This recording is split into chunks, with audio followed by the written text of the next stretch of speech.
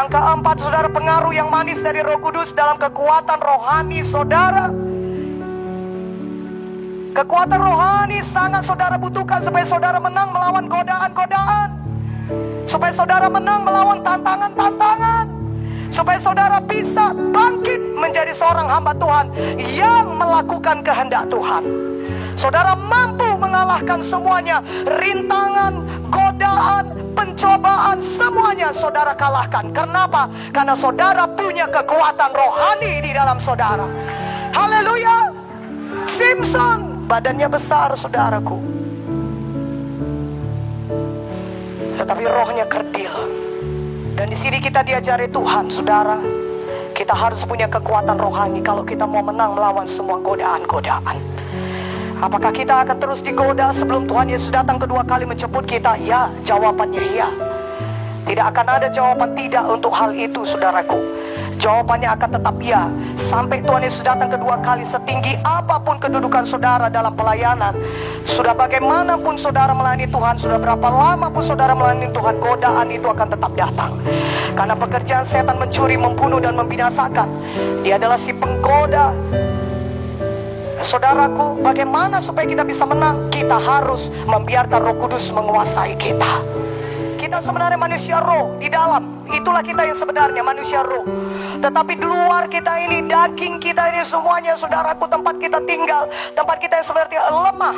Firman Tuhan berkata daging lemah, roh memang penurut, tapi daging lemah. Karena itu berjaga-jagalah di dalam doamu minimal 1 jam per hari, maka engkau tidak akan jatuh dalam pencobaan. Dan Tuhan juga tahu kita ini apa, kita ini debu. Itulah sebabnya saudara membutuhkan pengaruh Roh Kudus supaya saudara kuat. Setan masih lebih kuat daripada manusia, tetapi ada satu yang bisa mengalahkan setan, dan hanya satu aja, yaitu apa? Kekuatan Roh Kudus di dalam kita.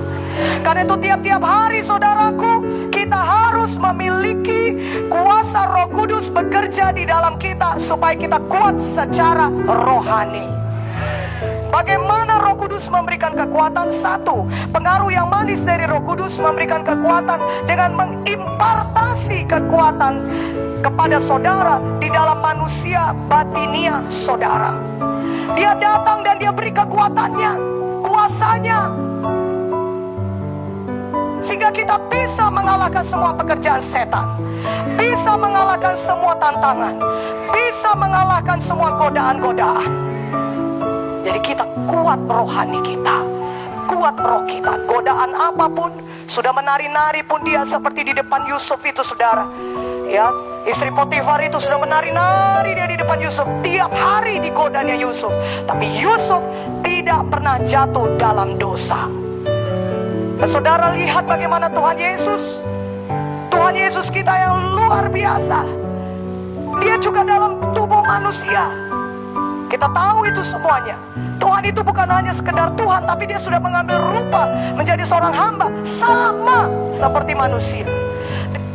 Nah, kalau saudara perhatikan itu, Tuhan Yesus tidak pernah jatuh dalam dosa. Apa yang membuat Tuhan Yesus tidak pernah jatuh dalam dosa? Ada kuasa Roh Kudus di dalam dia. Pengaruh Roh Kudus itu yang mengimpartasikan kekuatan tinggal di dalam kita, sehingga kita mampu menang atas semua godaan-godaan. Haleluya. Nah, saudaraku, saudara harus berdoa supaya Roh Kudus memberikan saudara kekuatannya, supaya Roh Kudus datang dan mengimpartasikan pada saudara kekuatannya. Efesus 3 ayat 14 sampai 16.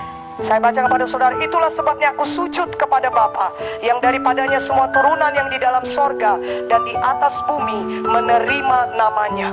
Aku berdoa supaya ia menurut kekayaan kemuliaannya menguatkan dan meneguhkan kamu oleh rohnya di dalam batinmu. Jadi kita dikuatkan Tuhan, diteguhkan Tuhan oleh Roh Kudus. Roh Kudus itu memberikan kekuatan kepada kita, mengimpartasi. Bagaimana itu bisa terjadi? Seperti ragi itu, saudara, kita tidak lihat cara kerjanya. Bukankah demikian? Yang kedua ini, pengaruh yang manis dari Roh Kudus memberikan kekuatan kita. Roh kekuatan itu tinggal dalam saudara. Roh kekuatan itu, Roh Kudus itu sendiri tinggal dalam saudara. Itulah sebab saudara selalu bersekutu dengan dia. Dia tinggal di dalam saudara. Dia akan membuat saudara kuat. Yesaya 11 ayat 2, roh Tuhan akan ada padanya, roh hikmat dan pengertian, roh nasihat dan keperkasaan, roh pengenalan dan takut akan Tuhan. Bisa kita mengalahkan godaan, bisa kita menang melawan pencobaan, bisa kita mengalahkan pekerjaan setan oleh Roh Kudus yang tinggal di dalam kita. Haleluya. Ini pengaruh Roh Kudus bagi kita sungguh luar biasa, membuat kita kuat secara rohani.